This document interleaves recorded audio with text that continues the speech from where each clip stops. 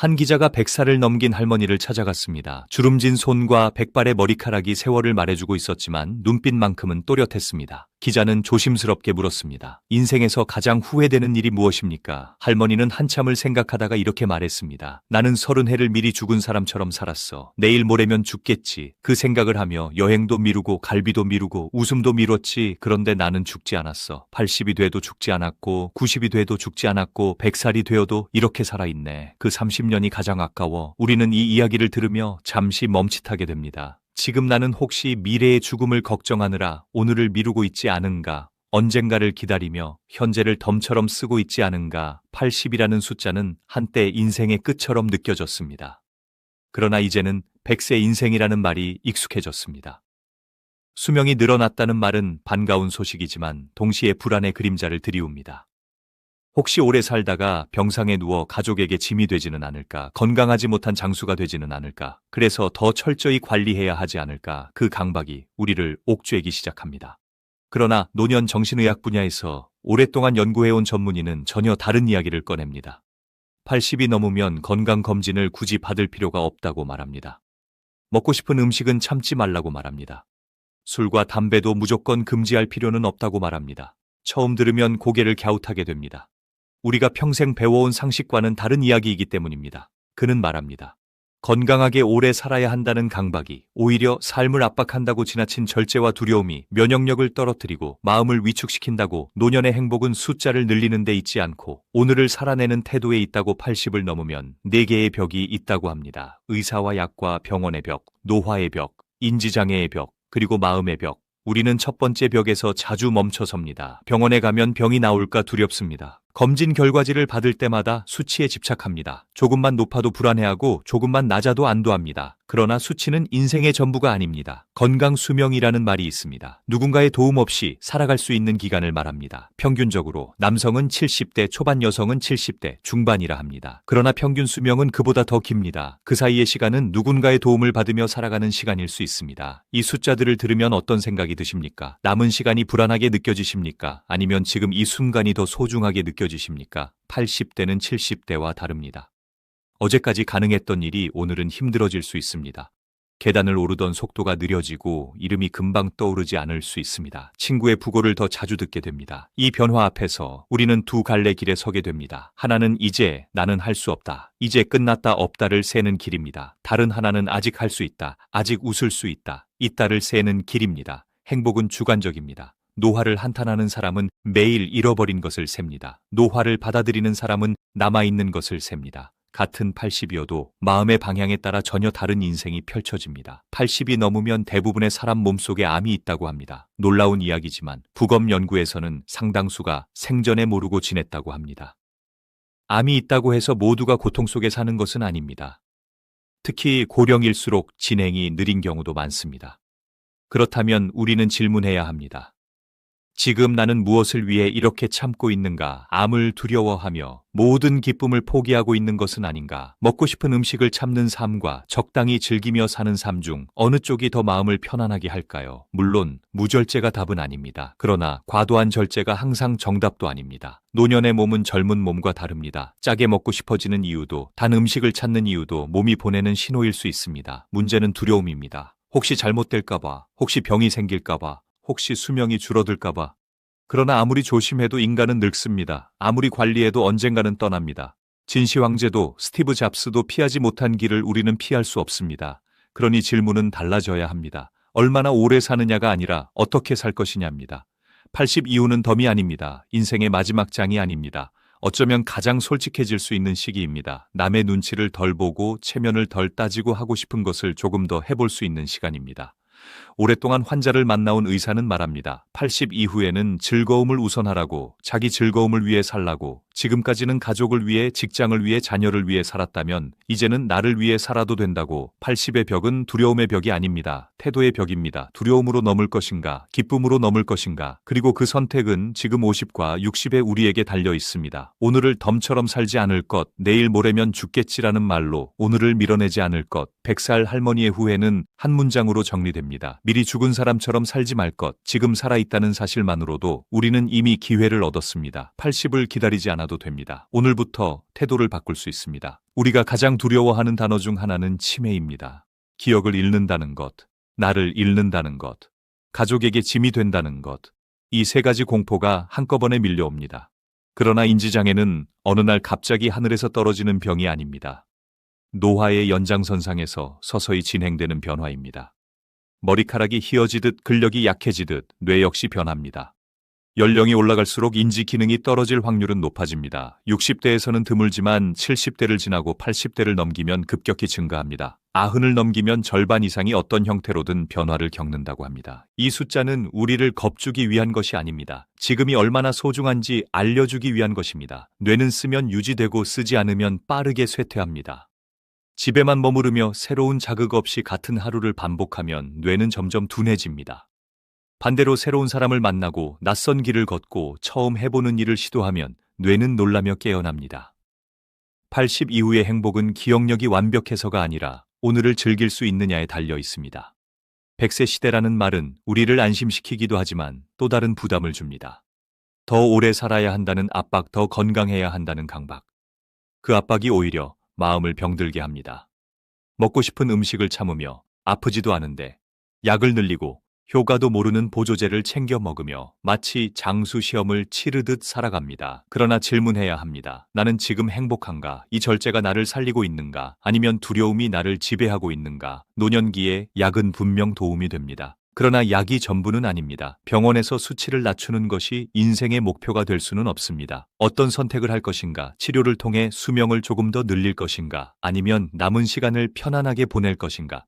이 질문은 의사가 대신 답해 줄 수 없습니다. 본인의 삶의 가치가 결정해야 합니다. 한 할머니는 한감 치료를 중단하고 집으로 돌아갔습니다. 병원에서는 더 버틸 수 있다고 했지만 본인은 더 이상 병실에서 시간을 보내고 싶지 않다고 말했습니다. 집에서 가족과 식사를 하고 손주와 웃고 자신의 방에서 잠들었습니다. 한 달 뒤 평안히 눈을 감았습니다. 누군가는 그것을 포기라고 말할지 모릅니다. 그러나 누군가에게는 선택이었습니다. 80 이후의 삶은 무조건 연장해야 하는 과제가 아닙니다. 어떻게 마무리할 것인지 생각해보는 시기이기도 합니다. 죽음에 대해 우리가 아는 것은 세 가지입니다. 사람은 반드시 죽는다는 것, 혼자 죽는다는 것, 아무것도 가져갈 수 없다는 것. 모르는 것도 세 가지입니다. 언제 죽을지, 어디서 죽을지, 어떻게 죽을지. 그래서 우리는 통제할 수 없는 것, 대신 통제할 수 있는 것에 집중해야 합니다. 오늘 웃을 수 있는가? 오늘 움직일 수 있는가? 오늘 사랑을 표현할 수 있는가? 노년의 가장 큰 위험은 병이 아니라 포기입니다. 움직이지 않으면 기능은 급격히 떨어집니다. 계속 앉아 있으면 걷기가 힘들어지고 걷지 않으면 계단이 두려워집니다. 두려워지면 외출을 피하게 되고 그렇게 세상과 거리가 멀어집니다. 아직 할 수 있는 일을 스스로 그만두지 않는 것, 그것이 80 이후를 지키는 힘입니다. 진시황도 억만장자도 권력자도 늙음을 피하지 못했습니다.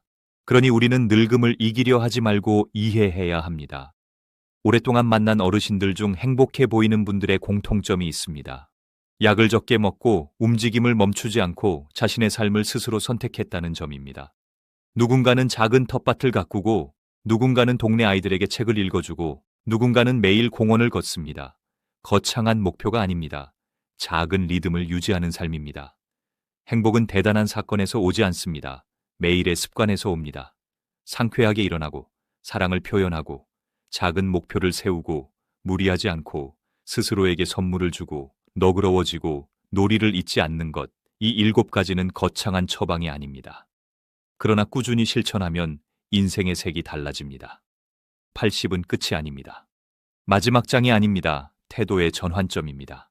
이제 다음 이야기에서는 우리가 50과 60에 반드시 준비해야 할 태도, 그리고 80을 후회 없이 맞이하기 위한 선택에 대해 더 깊이 나누겠습니다. 80이 되면 누구나 약해진다고 말합니다. 그러나 정말 약해지는 것은 몸일까요? 아니면 마음일까요? 많은 사람들이 70을 넘기며 하나둘씩 내려놓습니다. 직장을 내려놓고 역할을 내려놓고 책임을 내려놓습니다. 그 자체는 자연스러운 흐름입니다. 문제는 역할과 함께 의미까지 내려놓는 순간입니다. 아직 할 수 있는데도 이제 늙었으니 그만두자고 스스로 선을 긋는 순간 몸보다 마음이 먼저 굳습니다. 어느 82살 어르신은 특별한 병이 없었습니다. 그러나 70대 후반에 들어서며 동네 모임을 그만두고 산책을 줄이고 사람 만나는 일을 멈췄습니다. 조용히 집에 머무르는 시간이 늘어났습니다. 1년이 지나자 다리가 약해졌고 2년이 지나자 외출이 두려워졌습니다. 몸이 갑자기 무너진 것이 아니라 움직임이 먼저 사라졌습니다. 80 이후에 가장 무서운 변화는 병이 아니라 사용하지 않음입니다. 기능은 쓰지 않으면 빠르게 줄어듭니다. 걷지 않으면 다리가 약해지고 말하지 않으면 목소리가 작아지고 웃지 않으면 얼굴 근육이 굳습니다. 그래서 80을 넘기기 전에 준비해야 할 것은 건강보조식품이 아니라 습관입니다. 하루에 조금이라도 걷는 습관, 누군가와 인사하는 습관, 작은 목표를 세우는 습관. 80 이후에 갑자기 시작하기는 어렵습니다. 습관은 쌓여야 유지됩니다. 그리고 또 하나 중요한 것이 있습니다. 관계입니다. 많은 사람들이 나이가 들면 자녀에게 의지하려 합니다. 그러나 자녀 역시 자신의 삶을 살아가고 있습니다. 의존이 커질수록 서운함도 커집니다. 기대가 크면 실망도 큽니다. 80 이후에 가장 단단한 사람은 자녀에게 기대지 않으면서도 사랑을 표현할 줄 아는 사람입니다. 도움이 필요할 때는 솔직히 말하지만 일상의 선택은 스스로 합니다. 그 자율성이 존엄을 지켜줍니다. 그리고 죽음에 대한 태도도 중요합니다. 우리는 죽음을 이야기하는 것을 불편해합니다. 그러나 준비하지 않으면 더 두려워집니다. 죽음은 패배가 아닙니다. 자연스러운 과정입니다. 문제는 어떻게 마주하느냐입니다. 병원 침대에서 수치를 바라보며 불안하게 보내는 시간과 집에서 익숙한 향기 속에 가족의 목소리를 들으며 보내는 시간, 어느 쪽이 더 나다운 마무리일까요? 정답은 없습니다. 그러나 선택은 준비된 사람만이 할 수 있습니다. 80 이후를 행복하게 보내는 사람들의 공통점은 두려움을 부정하지 않지만 두려움에 지배당하지 않는다는 점입니다. 암이 있어도 기억력이 조금 흐려져도 걷는 속도가 느려져도 그 안에서 할 수 있는 것을 찾습니다. 이따를 새는 삶입니다. 이제 50과 60에게 질문이 남습니다. 나는 지금 무엇을 미루고 있는가? 언젠가 시간이 나면 하겠다고 미뤄둔 것이 무엇인가? 100살 할머니가 후회한 것은 30년을 미리 죽은 사람처럼 산 시간이었습니다. 우리에게도 그런 시간이 있지는 않은지 돌아봐야 합니다. 80은 어느 날 갑자기 오는 것이 아닙니다. 오늘의 선택이 모여 도착하는 숫자입니다. 지금 즐길 줄 모르면 80이 되어도 즐기지 못합니다. 지금 움직이지 않으면 80이 되어도 움직이지 못합니다. 그래서 준비는 거창하지 않습니다. 오늘 한 번 더 웃는 것, 오늘 한 번 더 걷는 것, 오늘 한 번 더 사랑을 말하는 것. 그 작은 선택들이 80의 표정을 바꿉니다. 다음 이야기에서는 후회 없는 80을 만들기 위해 지금 당장 바꿔야 할 태도와 마지막 순간을 웃으며 맞이하는 사람들의 공통점을 더 깊이 나누겠습니다. 인생을 어떻게 마무리하고 싶은가? 이 질문은 80이 되어서야 던질 문제가 아닙니다. 지금 50과 60이 답을 준비해야 합니다. 사람은 모두 죽습니다. 그 사실만은 분명합니다. 혼자 죽고 아무것도 가져가지 못합니다. 이 단순한 진실을 외면하려 할수록 두려움은 커집니다. 그러나 받아들이면 이상하게도 마음이 가벼워집니다. 영원히 살 수 없다는 것을 알면 오늘을 더 소중히 쓰게 됩니다. 행복한 노후를 보내는 어르신들의 표정에는 공통점이 있습니다. 조급함이 없습니다. 남과 비교하지 않습니다. 아직 남아있는 것을 세며 하루를 시작합니다. 아침에 눈을 뜨면 오늘도 일어날 수 있음을 감사합니다. 몸이 완벽하지 않아도 아직 걸을 수 있음을 기뻐합니다. 기억이 조금 흐려져도 아직 웃을 수 있음을 소중히 여깁니다. 그 태도 하나가 인생의 결을 바꿉니다. 그리고 사랑을 미루지 않습니다. 자식에게, 배우자에게, 친구에게 고맙다, 사랑한다. 그 말을 아끼지 않습니다. 우리는 체면 때문에 쑥스러워서 괜히 어색할까봐 그 말을 미룹니다. 그러나 미루는 사이 시간은 흘러갑니다. 후회는 하지 않은 말에서 더 많이 생깁니다. 또 하나, 작은 목표를 놓지 않습니다. 거창한 꿈이 아닙니다. 이번 달에는 2번 외출하기, 하루에 30분 걷기, 새로운 책 1권 읽기. 그 작은 목표가 하루를 단단하게 만듭니다. 사람은 목표가 있을 때 젊어집니다. 목표가 사라질 때 늙습니다. 80 이후의 삶이 무너지는 이유는 몸이 먼저가 아니라 목표가 사라졌기 때문일지도 모릅니다. 그리고 무리하지 않습니다. 남의 기대를 모두 떠안지 않습니다. 이제는 조금 내려놓아도 된다고 스스로 허락합니다. 오랫동안 가족을 위해 살았다면 이제는 나를 위해 살 권리가 있습니다. 자신에게 선물을 주는 법도 배웁니다. 좋아하는 음식을 먹고 좋아하는 옷을 사고 가고 싶었던 곳을 가봅니다. 인생은 공짜가 없습니다. 그러나 행복은 거창한 대가를 요구하지도 않습니다. 작은 선택이 쌓이면 충분합니다. 너그러움도 필요합니다. 타인의 말에 매번 상처받지 않고 서운함을 오래 붙들지 않습니다. 용서가 아니라 놓아줌입니다. 놓아줄 때 마음이 가벼워집니다. 그리고 놀이를 잊지 않습니다. 어른이 되면서 우리는 웃음을 줄였습니다. 그러나 웃음은 노년의 약입니다. 함께 웃는 시간은 통증을 줄이고 두려움을 낮추고 하루를 밝게 만듭니다. 마지막 순간을 상상해 보십시오. 내가 이 세상을 떠날 때 내가 울고 주변이 웃는 인생이 아니라 주변이 아쉬워하며 눈물 흘릴 때 나는 미소 지을 수 있는 인생, 그것이 잘 산 인생일 것입니다. 80은 두려움의 나이가 아니라 태도의 나이입니다. 어떻게 바라보느냐에 따라 절망의 문이 될 수도 있고 자유의 문이 될 수도 있습니다. 100살 할머니의 후회는 미리 죽은 사람처럼 산 시간이었습니다. 우리는 아직 그 실수를 반복하지 않아도 됩니다. 오늘을 덤처럼 살지 않는 것, 지금 하고 싶은 것을 미루지 않는 것, 두려움보다 기쁨을 선택하는 것. 80 이후의 20해는 인생에서 가장 가볍고 솔직할 수 있는 시간일지도 모릅니다. 지금 이 순간 나는 무엇을 미루고 있는가? 나는 무엇을 두려워하고 있는가? 답은 이미 알고 있습니다. 남은 것은 선택뿐입니다. 오늘 하루를 후회 없이 쓰는 것, 그것이 80을 넘는 가장 확실한 준비입니다.